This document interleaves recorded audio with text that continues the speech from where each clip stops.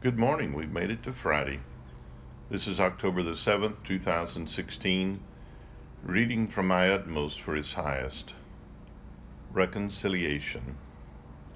2 Corinthians 5:21. For he hath made him to be sin for us, who knew no sin, that we might be made the righteousness of God in him. Sin is a fundamental relationship. It is not wrongdoing, it is wrong being. Deliberate and emphatic independence of God. The Christian religion bases everything on the positive, which means independent, unrelated to anything else. Radical nature of sin. Other religions deal with sins. The Bible alone deals with sin. The first thing Jesus Christ faced in men was the heredity of sin. And it is because we have ignored this in our presentation of the gospel that the message of the gospel has lost its sting and its blasting power. The revelation of the Bible is not that Jesus Christ took upon himself our fleshly sins, but that he took upon himself the heredity of sin, which no man can touch. God made his own Son to be sin that he might make the sinner a saint. All through the Bible it is revealed that our Lord bore the sin of the world by identification, not by sympathy. He deliberately took upon his own shoulders and bore in his own person the whole massed sin of the human race. He hath made him to be sin for us, who knew no sin. And by so doing, he put the whole human race on the basis of redemption. Jesus Christ rehabilitated the human race. He put it back to where God designed it to be, and anyone can enter into union with God on the ground of what our Lord has done on the cross. A man cannot redeem himself. Redemption is God's bit. It is absolutely finished and complete. Its reference to individual men is a question of their individual action. A distinction must always be made between the revelation of redemption and the conscious experience of salvation in a man's life. Wisdom from Oswald Chambers, The Love of God, the Ministry of the Unnoticed. We are apt to think that everything that happens to us is to be turned into a useful teaching.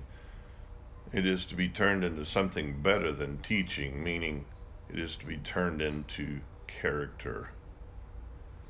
We shall find that the spheres of God brings us into are not meant to teach us something, but to make us something.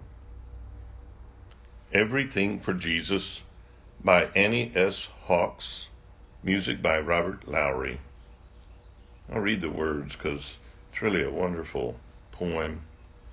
Do everything for Jesus, nor seek an hour's reprieve, but give him all thy service from morn till silent eve. How much to do for Jesus? Oh, never, never ask. 'Tis everything for Jesus. This lightens every task. Bear everything for Jesus of suffering or wrong. The patient soul grows stronger. The way will not be long. Bear everything for Jesus and count the loss but gain, since by his grace he frees us and shatters every chain. Share everything with Jesus, for thou art not thine own. The pain, the joy, the conflict is not for thee alone. Share everything with Jesus, each want, each woe, each care. In everything he sees us and hears our every prayer. Do everything for Jesus, nor seek and has reprieve.